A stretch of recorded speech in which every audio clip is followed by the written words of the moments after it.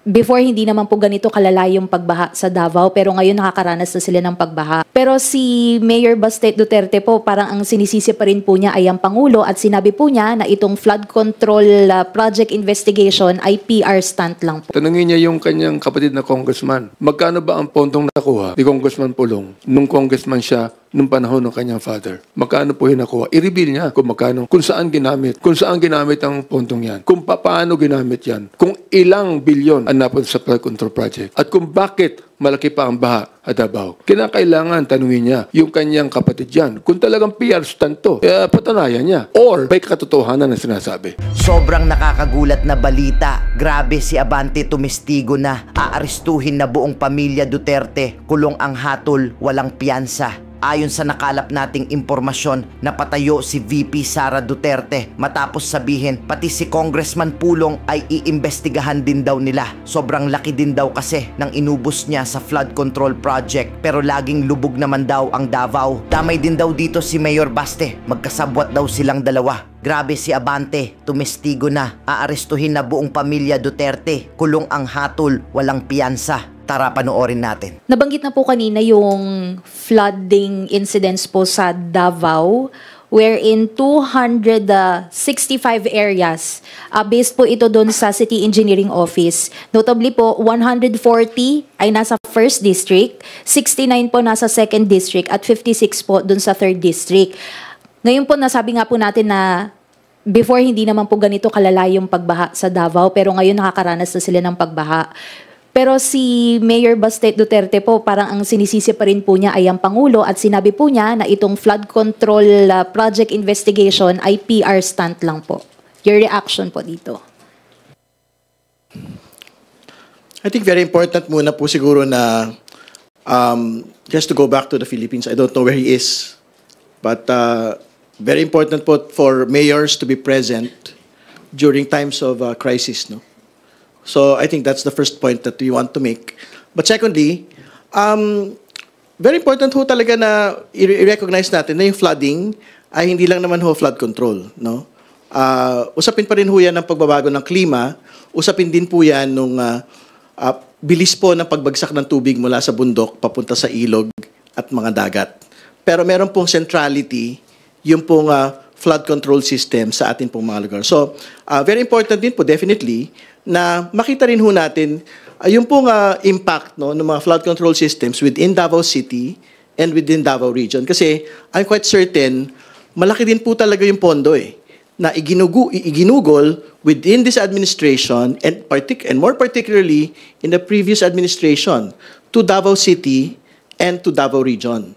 So, I think that can serve as a basis to also look into the implementation of flood control projects within Davao City and Davao Region po. Sino yung nagsabi? Si Mayor? Mayor Baste. Si Mayor Baste po. Mayor Baste. Ang sabi po niya, PR stunt lang po yung... PR stunt lang? Yes po. Ako, ang suggestion ko kay Mayor Baste, tanungin niya yung kanyang kapatid na congressman, magkano ba ang pondong nakuha ni Congressman Pulong nung congressman siya nung panahon ng kanyang father? Magkano po yung nakuha? I-reveal niya kung magkano, kung saan ginamit ang pondong yan, kung paano ginamit yan, kung ilang bilyon ang napunta sa flood control project, at kung bakit malaki pa ang baha at Davao. Kinakailangan tanungin niya yung kanyang kapatid yan. Kung talagang PR stunt to, patanayan niya kung talagang PR stunt to, or may katotohanan na sinasabi. Sir, nabanggit niyo nga po na tignan din yung pondo na nakuha from the previous administration. Yung magiging investigasyon po ng Infracom, meron po ba kayong parang timeline na from previous administration, Duterte, Gloria, Noy, Aquino administration up to today po, or hanggang saan po ba? Within the resolution, wala pong nabanggit. Pero siyempre, we will focus on the most recent ones, no? Kasi siyempre, doon natin makikita kung kumusta ba yung lagay. Naging ghost ba yan? O naging substandard ba yan in such a short period of time? Pero hindi ho time limited yung pong investigation. So, like what we had been talking about, edi siyempre, you have flooding, for example, in Davao City, and I think in parts of Davao Region as well.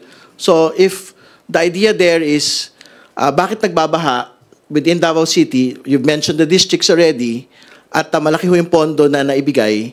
Ano ho yung nangyari sa pondo po na yun? Was it actually implemented well, or was it subject to the same concerns that we have today in different areas, which is ghosted projects or substandard projects? Kasi nga, and like what Congressman Benny had stated, si Congressman Pulong naman po has been in Congress, I think this is his third term Di ba? So, kumbaga, we'd like to be able to know how much of the flood control projects had actually been placed into his district, and had these projects actually been very successful. Thank you, Kat. Next is Rose Cas from UNTV. Hello po. Good noon po, Kongs. Kanina po nabanggit niyo po na favor po kayo sa pag-conduct ng lifestyle check at i-extend kahit po sa mga lawmakers. Pero how can this be realized amidst the reports and allegations na may mga kongresistang involved sa anomalous projects? Well, kung meron man, kaya ako, hindi lang, sinabi ko na nung pa, na the investigation should be of a whole government approach, for example. As we investigate it sa Quintacom or sa Tricom, let the executive also investigate. Let the judiciary investigate. At ako rin, sinabi ko na rin na magkaroon tayo ng independent commission to really investigate, sapagkat ayaw naman natin na sabihin ng taong bayan, o pag inimbestigahan namin yan, pag mayroong involved na congressman dyan, o ano bang gagawin namin? Para maalis yung bias, well, let's have an independent commission on that. Di ba? I mean, tama na yung tinatawag nating cover-up o takipan. Yan, binanggit din yan ni Senator Lacson, no? Pagka minsan, hindi ko alam ba't nasisisi ang House of Representatives.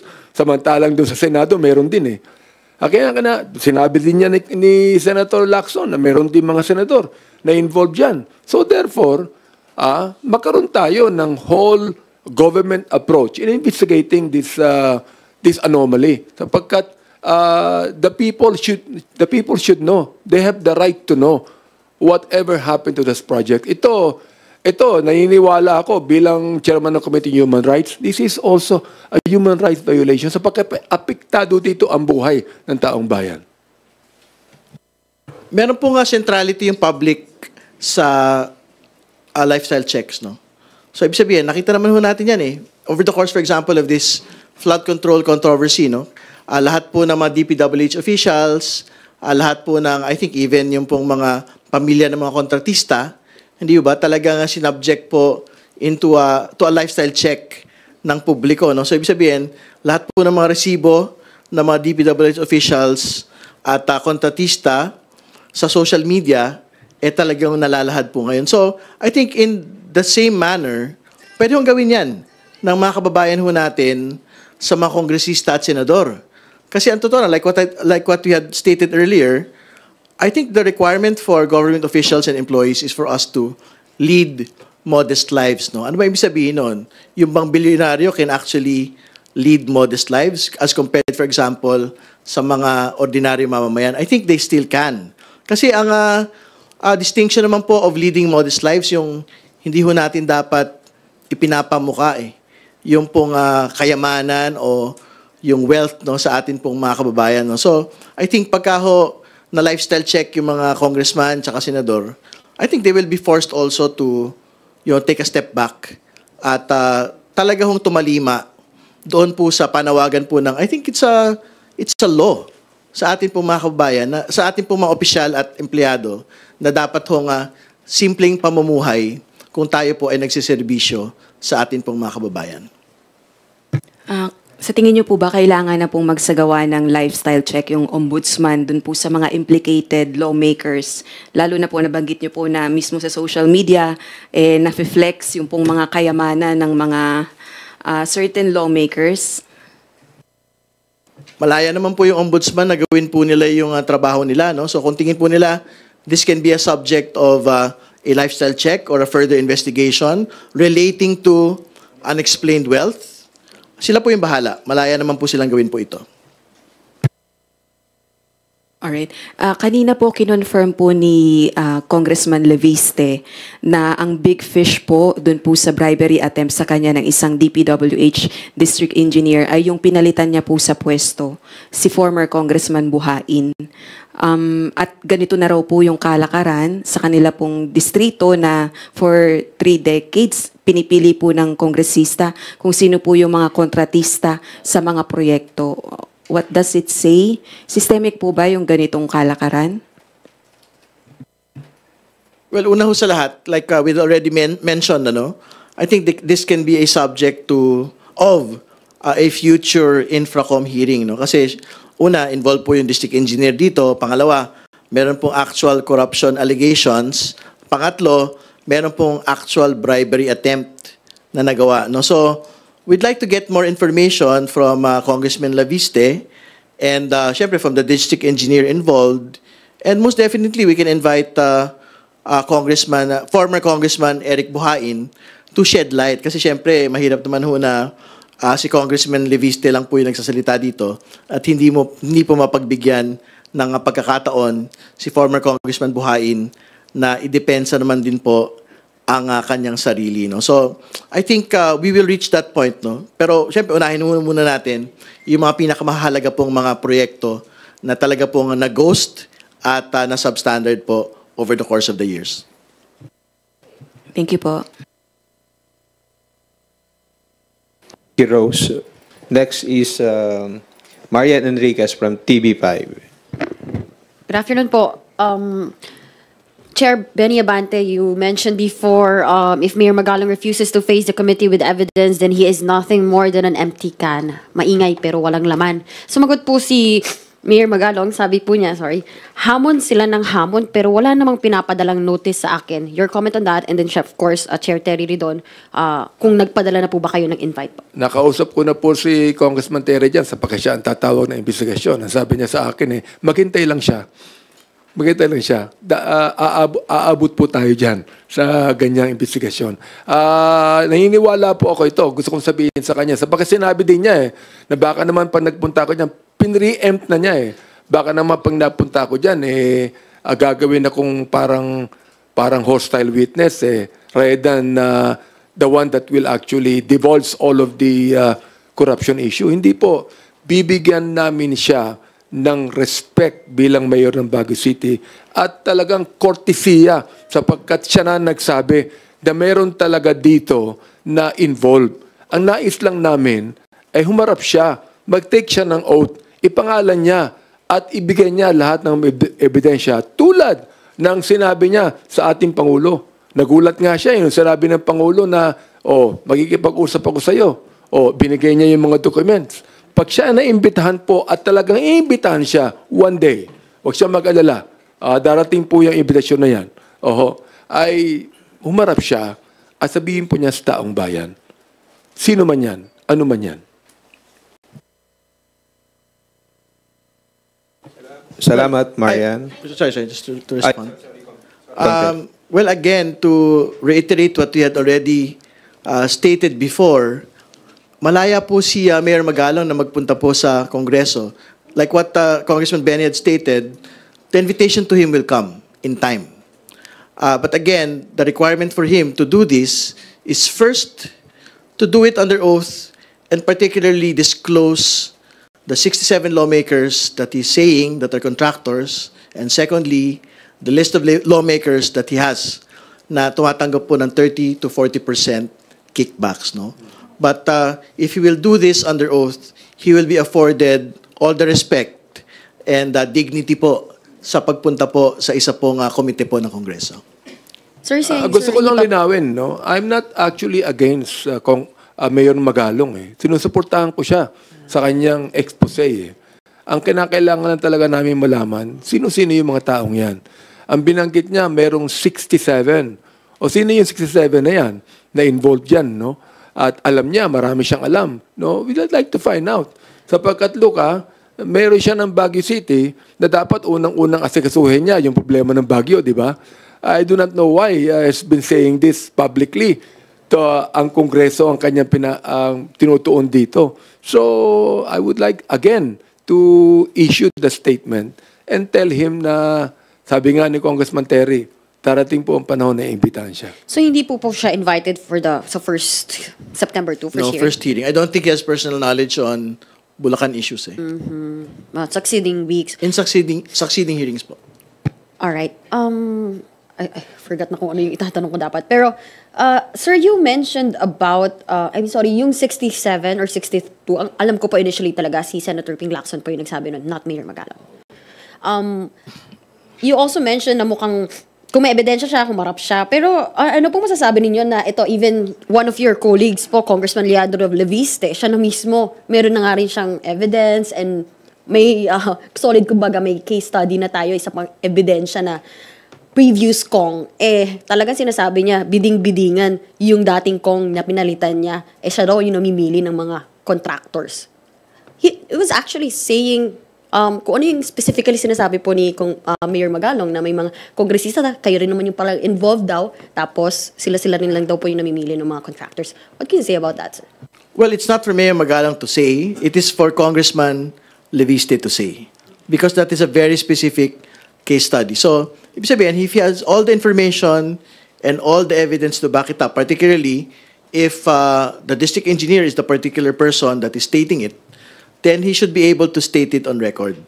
The district engineer should be able to make a public accusation against former Congressman Eric Buhain that this has been the situation in this particular district.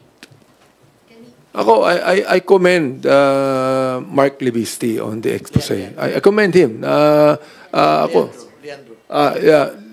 Leandro Leviste. I commend him for that, no? Nakausap ko din siya kahapon in the interview na kahapon nag-file na siya sa prosecutor's office ng mga demanda doon sa district engineer, no? At nais din niya na maging state witness ito upang i-divulge na kung sinong involved yan behind that, no? Na yung pagkakambaggit niya doon sa dating congressman, I hope na there is no politics in this sapagkat alam ko na sisigaw yung dating congressman o politiko lang to So, he must separate himself from any kind of a political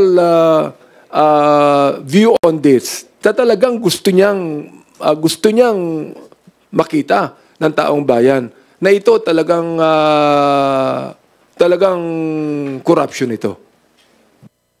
Thank you, sir. Last na lang po, pahabol ko lang po kasi dun sa mga naging interview ni VP Sara, meron din po siya sinabi about nga dun sa, sunod ko lang dun sa mga school buildings. Baka would you like to comment po since nandito na po kayo previous congresses? Sabi po ni VP, hindi naman daw yung Kongs ang humihingi ng parte sa amin kasi diretso nilang kinukuha yung budget, diretso nilang kinukuha yung school building program ng SVP at pinaghahati-hatian nila sa loob ng House of Representatives at diretso nilang i-attach yung listahan nila doon sa GAA version, House version ng GAA at inakyat nila sa Senate. So, kaduda-duda daw noon yung bigla meron tayong pero ngayon may investigation flood projects. Kung seryoso ro talaga yun nga. Nasagot nyo na yun. Pero yun nga po, sir, meron pong allegation na pinaghahati-hatian nyo po sa loob ng House of Representatives. I hope it's not just saying it. We'd like her to give us the evidence on that. Nung mas maganda kung meron siyang mga ebidensya pwedeng iharap sa amin sapagkat hindi ako kasama diyan Di ba? I mean, kung talagang meron siyang ebidensya, sabihin niya na yung mga ebidensyang yan. Talagang sinabi niya na pinaghahati-hatian ng Kongreso yan. Okay, sige, sabihin niya. Pero kinakailangan meron siyang kasamang ebidensya dyan. At gusto kong sabihin din sa kanya na kung pag-uusapan po ang review ng Kongreso on the budget, pero pong karapatan ng Kongreso niyan. Pero tayong oversight committee niyan. Di ba? I mean, sa akin lang, sa ating Vice President, hinihiling ko lang sa kanya na i-back up niya ng mga ebidensya ang kanyang mga sinabi.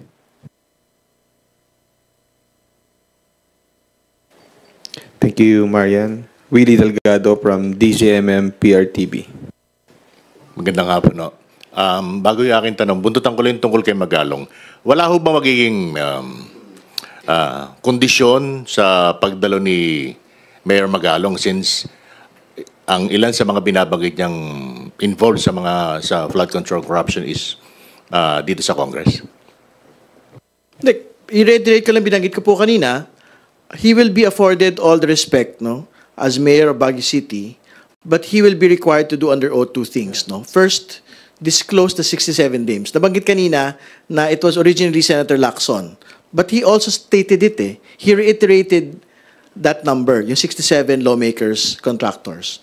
So he has to be able to disclose it to the committee under oath, no. Second, yung pong binabanggit niya, paulit-ulit din po ito, meron pong lawmakers na kumukuha po ng 30 to 40% kickbacks. So he needs to be able to disclose it also under oath. Kasi mabibigat po ng mga akusasyon po ito, eh. Hindi ba? So yan po. I think he can talk about anything, but he will be required to disclose these two things.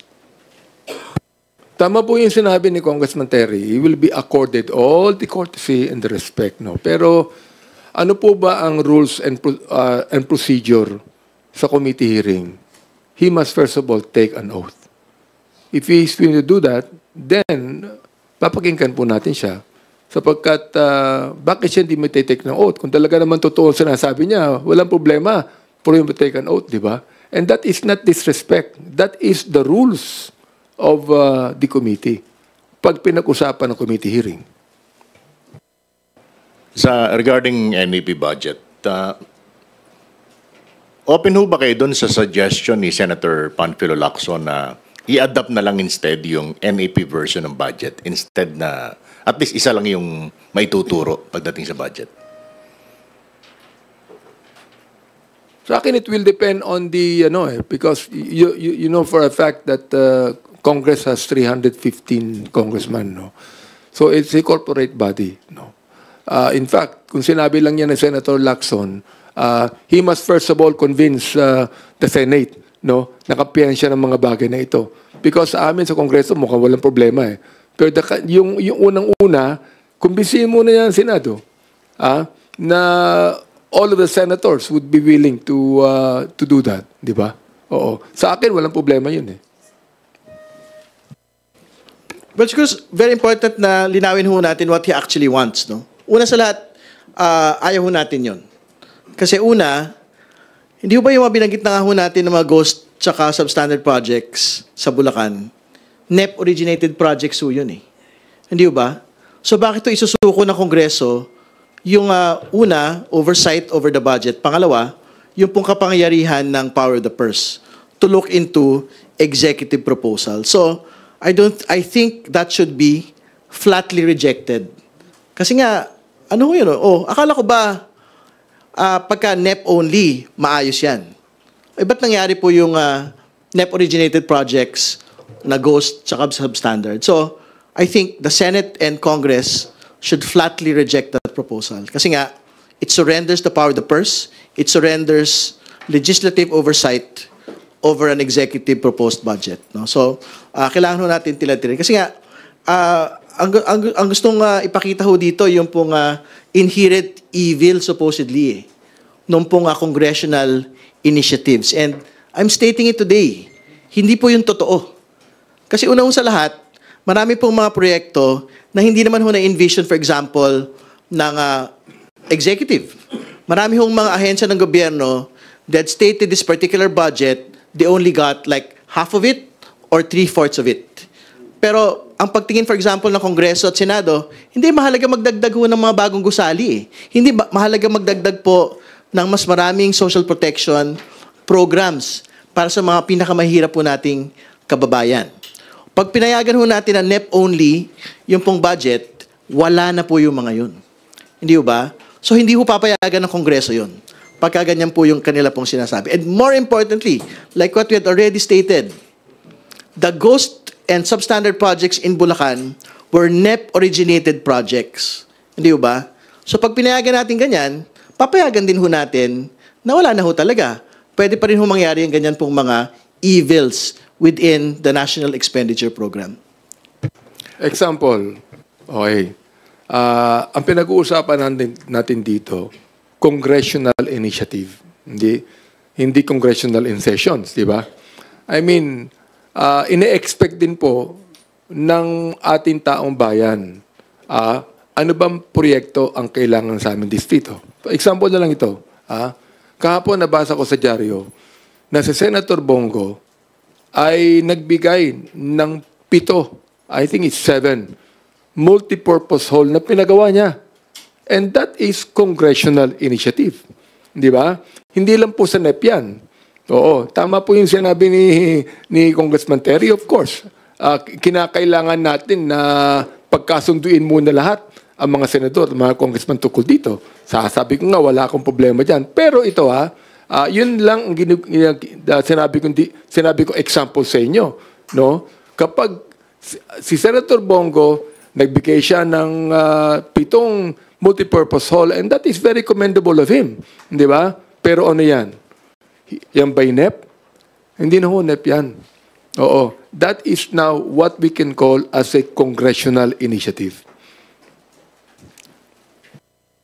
One last. Kahapon dun sa briefing sa Commission on Human Rights, Committee on Human Rights, nabanggit po na marami nang na-dismantle ng mga isabong websites. At ngayon nag-guerrilla operation na lang sila, papanggap ng mga legit online stores, etc. May nabanggit bang number kung ilan pa yung mga natitira pa na nag-ooperate? Meron. In fact, nabanggit nila na merong more than 52,000 na mga illegal na sites. Okay? At ang natanggal nila now is more than 42,000. So, meron pang mga around 1,500 na kinakailang hanapin pa nila. At ang problema nito, nanganganak eh. Tatanggalin nila ngayon yan. Wala pang isang araw. Balik na, manganganak nga. Yung mga mothers, it will take 9 months bago manganak eh. Pero ito, wala pang 24 hours, andyan na. Nanganganak na po yan. Kaya sabi ko nga sa DICT, kinakailangan tinan nyo maigi yan. Sapagkat ang sabi nila, mahirap daw itong matukoy sa internet natin. Kaya sinabi ko sa kanya, bakit sa Malaysia? North Korea, for example, hindi nakakapasok yung mga yan. Bakit sa atin? Bakit sa atin nahihirapan tayo? Ano ba yan? Yan ba'y politics? O yan ba'y talagang mababa ang ating yung equipment natin na makita mga bagay na yan? So we still have around 1,500 sites. Sapagkat po yan ang pinakamagandang nagawa ng ating dating administrasyon ay ipinagbawal na itong lahat ng isabong na ito. So therefore, dapat to gawin na ng gusto yan. Para mawala na po yan. Okay. Kay Kong Terry po, in previous Facebook posts po, Kong Terry, meron po kayong mga ibinunyag na ilan po dun sa, especially yung mga in-inspection po na projects ni Pangulong Bongbong Marcos na sinasabing substandard and yung ghost flood control projects ay apparently mukhang lumalabas na hindi po congressional insertions but originated po doon sa National Expenditure Program. Can you elaborate first on this, Kong? Tama po yung binabanggit po ninyo. So, yung lahat po ng mga napuntahan ng Pangulo na tinatawag niyang ghost, yung isang proyekto po yun. At pangalawa, yung 2 substandard po ng mga proyekto na nakita niya in Kalumpit at yung pong ghost project sa Baliwag, Bulacan. Lahat po ito ay nakalagay sa National Expenditure Program at nagtuloy-tuloy po sa General Appropriations Act. So, ibig sabihin, these projects were originated as a DPWH proposal. It was never a proposal from Congress, nor was it a proposal from the Senate.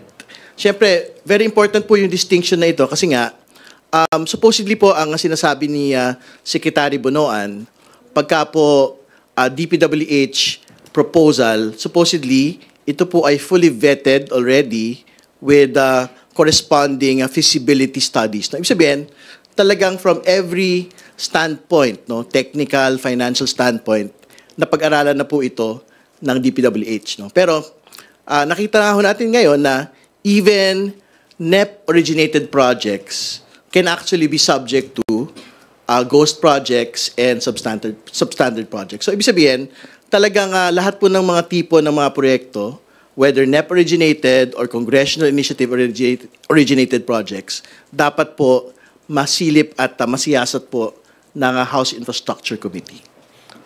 Of course, these are 2 or 3 lang po doon sa mga projects. Pero ano pong posibleng impact po nito, Kong Terry, lalo na doon sa mga nagdududa po sa House of Representatives pagdating sa sinasabing insertions nga po at kumbaga pagdating doon sa issue ng flood control projects since lumalabas na sa NEP nga po ito nanggaling at hindi naman po sa Kongreso.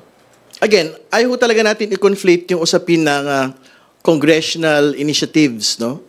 At yung pong mga tinatawag na usapin po sa flood control projects. Ang gusto nating sabihin, whether it is a NEP-originated project, whether it is a congressional initiative-originated project, pagka po ginost po ninyo yan, pagka po ginawa po ninyo nga substandard yan, meron po dapat itong aktual na pananagutan sa batas. No? Ibig sabihin, siyempre, katulad na binabanggit na iba, pagka congressional initiative, baka mas malinaw ho na meron ng actual liability ho, yung legislator, whether congressman o senator, kasi sila ho yung nagpo-post ito. So, kailangan natin malaman doon, for example, kung nung po bang pinopose ito, meron na po itong actual studies, no? Or feasibility studies nung in-insert po ito. Pero, again, irrespective of however it was originated, kung mali, sablay, ghost, yung pong implementation, meron pong mga tao na dapat pong managot dahil pera po ng bayan yun. Last point na lang po, Kong. Naalala ko lang po nung press conference din po ni Deputy Speaker Ronnie Puno. May binabanggit po siya tungkol sa PhilHealth din, yung pondo ng PhilHealth at saka nung sa Department of Education. Tapos yun nga po yung sa realignment sa issue. Since marami nga po yung kumukutya dun sa House of Representatives patungkol nga po dito at sabi nyo nga po wala namang basehan yung mga ibinabato sa Kamara. Palagay po ninyo, saan po ba galing yung mga realignments na binabanggit? Well, to be very clear, ano po ninyo, yung pong mga line item, hindi ho nagsisinungaling yun eh. So there's a line item at the NEP level, which is the executive proposal. There is a line item at the level of the House General Appropriations Bill. There is a line item at the level of the Senate version of a General Appropriations Bill. And there is a line item at the level of the BICAM. Ang kailangan lang naman ho talaga, tilad-tila rin ho natin eh, yung pong mga line items na yon. Sabi ho ng iba, physically impossible po na gawin daw po yun o na ng kung sino man tao. Hindi ho yung totoo. Actually, the person that is accusing Congress or Senate making the insertions should actually do the work. Kasi ang totoo naman ho, the staff of DBM, the staff of Appropriations in the Finance Committee, they are the exact same persons that placed these line items there. So, kumbaga, makikita ho natin when we make a comparison. Which is why I think si Congressman Valeriano of Manila has been calling on the DBM to actually release a variance report, no, para makita ho natin yung pagkakaiba talaga. It's basically just a table in Excel. No, yung itsura, ano yung itsura ng NEP, ano yung itsura ng GAB, ano ho yung itsura ng BICAM. Para makita ho natin at which level were there actual changes in the line items. No? Kasi pag nakita ho yun, madali ho makita yon. Kung sino ho talaga yung nagdagdag, nagtapyas, nagtagpas po ng pondo ng Department of Education at ng PhilHealth. Maraming salamat po. Salamat, Haji. Next is Tina Panganiban Perez from GMA 7. Good morning po, Kongs. On the President's order to conduct lifestyle checks on government officials, ano pong thoughts nyo doon? And should that also cover members of Congress, congressmen, and senators? I think the call, of course, of the President is on all, no? Pero I'm also quite sure na he also wants to respect yung pong co-equality ng branches of government. I think wala naman ng problema na magkaroon din po ng lifestyle checks sa mga miyembro po ng Kongreso, miyembro po kahit ng hudikatura. Kasi syempre, kailangan naman po talagang all-encompassing. And more importantly, meron ho talagang mga expectations no, on all government officials, on all government employees, na talaga mo pong dapat we should be able to lead and live modest lives. No? So I think very important po yun na hindi lang ho mag-target, for example, on DPWH, but on each and every agency and on each and every political branch of government. Ako, I'm in favor of that. No? Kung nais ng Pangulong simulan sa DPWH, well and good, no? Pero kinakailangan lahat, sabi nga ni Congressman Terry doon, lahat yan, pati judiciary, lahat na. Talagang magkaroon ng lifestyle check, no? I'm in favor of what the President has said. Sir, for both congressmen, what are your thoughts naman on the People's Budget Review? Makakatulong kaya yun? Well, sa akin, tama lang, no? Na talagang reviewin ng taong bayan ang budget na ito. I'm in favor of making it really public, no? Na mapag-usapan itong budget na ito kahit sa BICAM na open sa publiko para wala na tayong pwedeng itago pa, no? At maging tama ang dapat nating ibigay sa taong bayan tungkol sa budget natin. Well, very, very important po talaga na merong pwesto sa lamesa yung pong ating mga kababayan, particularly po yung mga civil society organizations, kasi sila din ho yung magtitiyak eh. Noong pong transparency ng budget, sila ho magtitiyak kung tama ba o hindi. For example, yung pong mga congressional initiatives, sila ho yung magtitiyak kung tama rin ho ba yung mga executive proposals po under the NEP, kung kailangan ba talaga yan, mahalaga ba yan, dapat bang magtuloy, halimbawa yung pagtatayo ng mga dagdag na gusali, ano pa ho yung kulang sa mga social programs na atin po nga ibinibigay sa atin po mga pinakamahirap po ng mga kababayan. So, very important po na mapakinggan po natin directly and institutionally ito pong mga pagtingin ng atin pong mga sektor po, particularly yung mga nasa laylayan. Sa akin, kailangan ding malaman ng taong bayan, pag pinag-usapan yung NEP, binigay po yan ng DBM eh. And hindi po yan ibinigay ng Kongreso. Ibinigay sa amin ng DBM yung NEP na yan. No? Sila ang nagbigay ng pondo sa mga distrito o sa mga lugar na dapat bigyan ng pondo. No? At palagay ko, ang nag-usap dyan, kung kinausap nila, ay ang mga DPWH dapat kausapin, hindi ang mga congressman. O maaaring tawagin nating congressional initiative yan, no? Pero hindi po yan tinatawag na congressional insertions. Wala po yun. Sir, related po ito. Meron pong sinabi si Vice President Sara Duterte on the investigations right now on infrastructure projects. Ang sabi po niya, huwag tayo tumigil sa FCP. Noong 2024, nagsabi na ako sa school building program pa lang ng DepEd, pinaghati-hatian na ng members of House of Representatives. Walang nag-react, hindi lang naman flood control. Your reaction po? Well, tama ho yun. Actually, very important po yung binabanggit niya. Dapat ho all-encompassing, no? Yung pong review ng all infrastructure projects. And very important din po na talaga hong hindi lang tayo limited. In fact, I think the mandate of the Infrastructure Committee is not naman just po on flood control projects. No? It includes all infrastructure projects, and more importantly, it includes a very expanded timeline. So, ibig sabihin, if you're able to find projects that had been ghosted, projects that are substandard at any time, but what's implemented by any government, we will do it. No? So, kasama po yan pong mga binabanggit na mga school buildings and even roads and bridges po, na basta in-implement po ng DPWH or whichever agency of government. I think the Vice President should realize that Congress has all the right to scrutinize the budget because we have the power of the purse, whether it be the Senate or the House of Representatives. Ang nais natin lamang sa kanyang sinasabi that she would produce evidences, no? Bigyan niya kami ng mga ebidensya ng mga sinabi niya tungkol sa mga bagay na ito.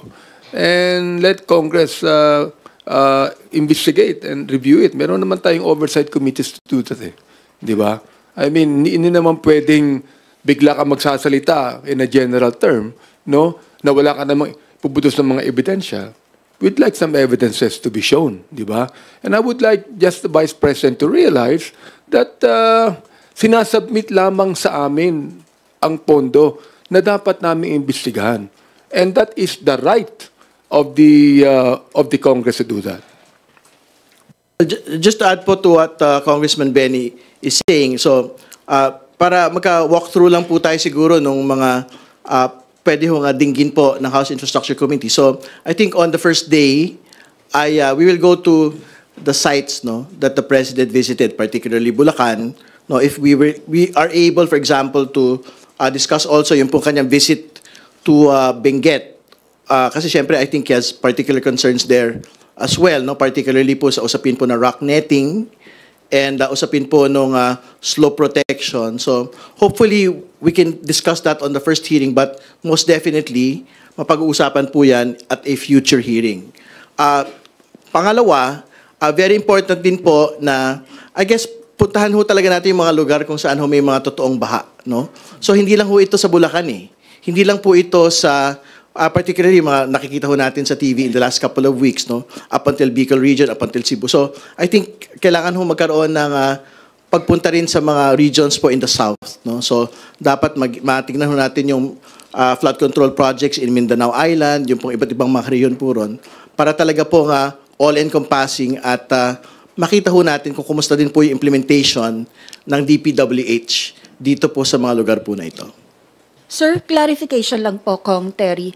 Yung day 1, September 2, sa Bulacan po kayo magsasagawa ng hearing kasabay ng site inspection? No, sorry. So I have to clarify myself. Yung hearing po will happen here in Congress, but the focus of the hearing will be on the Bulacan site visits of the President. Kasi yan na po yung talaga may inabot po pagsisiyasat at pagtatasa, no, kung ano na po yung itsura ng pong mga lugar. No? So, marami na mapag-uusapan doon sa totoo lang. Kasi nga, una, mapag-uusapan ho doon yung ghost projects. Mapag-uusapan din po doon yung mga undercapitalized firms, no? Katulad po ng ibang mga sangkot po rito. Tapos pangatlo, pag-uusapan din po dito yung mga malalaking mga kontratista na gumagawa po ng mga substandard projects. No? So, yun po. It will happen here in the House at the People's Center. Pero we will be focusing on Bulacan on the first day. Thank you, sir. Thank you, Tina. We will now hear from Mela Lismoras of PTV4. Sir, follow-up lang po regarding dun nga sa House Infrastructure Committee hearings.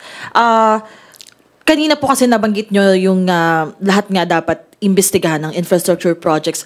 Yung Infracom po ba, tututok lang siya sa flood control projects or may posibilidad din na lumabas kayo ng yun nga, yung mga roads, bridges, other infra projects? Broad po yung mandate ng House Infracom, no?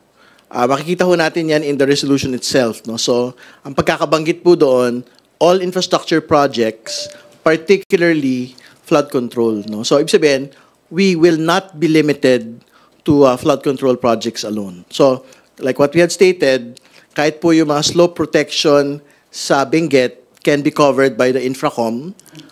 Kahit po yung mga problematic na mga tulay, halimbawa yung sa Kabagan, Isabela po.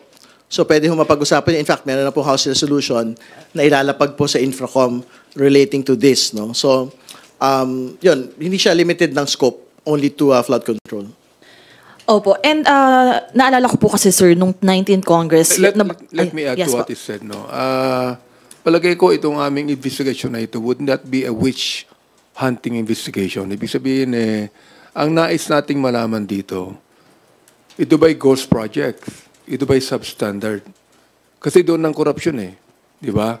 Yung ghost projects and substandards. So therefore, sangayon po ako, Congressman Terry, na hindi lamang ito flood control projects, that even all infra projects, kapag meron ditong anomaly, whatever it is, no? Ghost projects man yan, talagang meron bang proyektong ganyan, o kaya naman substandard yan, kinakailangan po imbestigahan yan. Opo, and yes, go ahead, sir. And to be very clear, ang totoo naman po yung pagbabaha, particularly po na talagang sinisisi sa mga flood control project, hindi po ito limited sa Region 3, Region 4, 4A, Metro Manila. No? In fact, I think today, even in Davao City, no, meron pong reports ng severe flooding in many areas there. No? So, I think very important po na makita ho talaga natin yung iba't ibang mga lugar, iba't ibang mga tipo ng implementation po ng flood control projects. Opo. Ako, isa-suggest ko kay Congressman Terry sa kanyang TRICOM hearing, no? Sapagkat naalala ko, 19 Congress, ang unang-unang hearing namin sa Quadcom, doon sa Bacolor, Pampanga. Oo, na pinag-usapan yung POGO. Ako, sa akin, doon tayo mag-hearing sa Davao, for example. Di ba? O, doon sa Davao mismo, sapagkat narinig namin na talagang nagbabaha doon eh. Eh, nung araw, hindi binabagyo ang Davao eh. Hindi binabagyo ang Davao. Ngayon, nakikita natin, nagbabaha na. Whether kung sa Davao man yan o sa Bulacan man yan, no? I would suggest that we do that there, no? Para malaman po ng taong bayan na ito, serious kami sa pag-imbestiga kung talagang merong ghost project yan, talagang merong substandard project yan. Kong Terry, may reaction po kayo doon? Kayo, yung Infracom po ba, willing nga rin kayong, actually, kaya ako din po nabanggit yung Quadcom ng 19 Congress kasi yun nga, para makarating mismo yung mga taong involved, yung committee na mismo yung pumunta sa mismo mga lugar na yun. Yung Infracom po ba, may chance din na mag-on-site inspection, on-site hearing din po kayo para, kumbaga, walang kawala yung mga district engineer, yung mga taong magiging involved po doon? No doubt na magkakaroon po ng ocular inspections. No? Kasi syempre, simple lang naman mag-inspect ng proyekto eh. Ang tanong lang naman ho, may proyekto ba o wala? Yun yung unang tanong. Pangalawa, kung may proyekto man, ano itsura ng proyekto ngayon? Dapat bang ganyan yung itsura ng proyekto ngayon? So for example, kung may nakita ka nakalabas na bakal, in the span for example of 2 to 3 years, dapat bang may nakalabas ng bakal? So yan lang naman yung mga basic questions po eh. Pagka nagkaroon ng ocular inspection. But most definitely, magpupunta po yung komite sa iba't iba pong mga lugar. Opo. Sir, do you want to add more po? Anyway, ganito yan eh. Kaya palagay ko uunahin yung flood control project sapagkat yan ang hindi nakikita ng taong bayan. Kasi sa loob yan eh, ng mga kalye. So hindi mo na alam kung anong nilagay na semento ron, hindi mo na alam kung anong nilagay na kabilya ron. Kaya ako, kung magkaroon muli ng flood control projects, you would like the people to know that, no? Ang nais ko lang sabihin sa DPWH, dapat hindi lamang sila nagpapagawa ng ganung proyekto. Dapat may monitoring yan. Bago gawin, habang ginagawa, at pagkatapos gawin. Sapagkat ang ating Pangulo, nag-inspect nilagay, completed. Yung pala walang nagawa eh. So therefore, dapat yung pong DPWH, meron din po silang monitoring and maintaining all of those projects. For example, a week ago, na-complain sa akin yung isang chairman na hindi gumagana ang floodgates and flood and pumping station doon sa Biata Pandacan. Tinawagan ko ang MMDA. Ang sabi sa akin, yung daw pala ay nasa ahensya ng DPWH, no? 4 years na, hindi gumagana yan. So pinagana nila. So, ibig sabihin, kung nireport yan, pinapagana naman eh. O, yung Santa Clara, pumping station and floodgates. Sa Santa Ana, hindi rin gumagana yan. Pero grant yan, no? Nakita ko, 53 million ang paggawa niyan. Ginagawa pa hanggang ngayon. Sapagkat walang masyadong ventilation yung building, hindi gumagana yung flood control projects na yan. Ngayon, tinawagan ko. Sabi ko ron, paganahin nyo yan sapagkat kailangan sapagkat ngayon, usong-uso ang bagyo at tagulan. So, hindi ko na alam kung ano pang ginawa nila dyan. I'm calling on now sa press conference na ito na tingnan ng DPWH, ang MMDA, i-inspect nila yung kanyang mga project para maiwasan na po natin ang pagbaha. Sapagkat, Luca, wala silang monitoring dito. Wala silang maintenance dito. We would like to find out. Ngayon, kung gusto nyong makipag-ugnay sa LGU, why not? Di ba? May ugnayan yan sa LGU, why not? Basta't lahat niyan gumagana, may iwasan po natin ang mga baha kung saan man yan dapat dumating. Opo, last na lang po from my end. Follow-up lang po about dun sa lifestyle check nga na nasabi ni President Ferdinand R. Marcos Jr. Dito po kasi sa House, meron na ring House Bill aying mandatory SAL and disclosure for the President, Vice President, and the other high-ranking government officials. Sa tingin niyo po ba napapanahon na rin ito para maipasa? Teka, sino ba ang hindi nagsabit na salin nung araw? Ultimong the former president, di siya nagkasabit ng salin eh. Di ba? I mean, ako, I am very faithful in sabit may salin. Di ba? Dapat malaman ng taong bayan yan. No? Now, maaaring walang batas to submit a salin. Pero dapat, kung talagang honest tayo, bilang mga public officials, kinakailangan isubmit natin ang salin sapagkat yan ang inaatas sa atin. So, ang tanong ko rito, ganito eh. Sino ba ang dapat na example na mag-submit ng salin? Hindi ba dapat ang Pangulo ng Pilipinas at lahat ng mga public officials? Para sa akin po, ako ay tapat at faithful sa pag-submit ng salin ko. Well, again, to be very clear, no, yung SALN is a requirement for each and every government official, government employee. So dapat po sinasubmit po ito. I don't think you need a new bill for the mandatory disclosure of the SALNs. I think it's really just a question on, for example, the ombudsman, kung dapat ba niyang linalabas na. Kasi I think yun yung isa sa mga naging problema po ng previous ombudsman dati. Parang dahil binara po yung paglalabas ng SALN, wala pong access yung pong publiko sa SALN ng mga matataas pong opisyal ng gobyerno. So, I don't think we need a bill for that. I think the new ombudsman should be asked ano ho yung plano niya dito po sa mga SALN disclosures na actually sinasubmit naman po talaga sa kanya pong opisina. I would like to add, alam mo, kaya nung I think it was in the 14th Congress where I filed a bill sapagkat ako ang chairman ng Committee on Public Information na magkaroon tayo ng right to information. Ako yung nag-file niyan eh. Oo. And almost it was approved in Congress until such time na pinigilan ako ng mag-sponsor muli. No? Hindi po na-approve yan. Sinabi ko nga kung sa basketball, yung the last 2 minutes, ma-approve na yan eh. Pero hindi pa rin eh. Kailangan na po natin ngayon ng the right to information. Sapagkat dito, ito ang weapon ng ating mga common na kababayan natin na makita talaga, nila ang talagang gawain ng mga public officials. You see? Sapagkat wala pa tayo ngayong right to information law. Dapat magkaroon na po tayo niyan. Okay, thank you po. Salamat, Mela. We will now call on Kat Porbes of Radyo Pilipinas for her questions. Sir, magandang tanghali po. Kay Kong Benny po muna dahil nasa Manila po itong tanong ko. Yesterday po, meron pong inilabas si Mayor Isko na listahan po nung 14 billion worth po na flood projects sa Manila na iniulat po as completed. Pero still, nagbabaha pa rin po sa lungsod. At meron din pong isang contractor doon, yung GELC Construction and Supply Incorporated, na meron siyang nakuha doon sa 14 billion, 1.4 billion worth of flood control projects po ito. And coincidentally, ito pong contractor na to, ito po yung kinasuhan ni Mayor Isko or ng city government dahil po dun sa illegal demolition po nung Rizal Avenue Sports Athletic Complex. Your reaction po regarding po dito na napakalaking halaga pero wala pong naging epekto?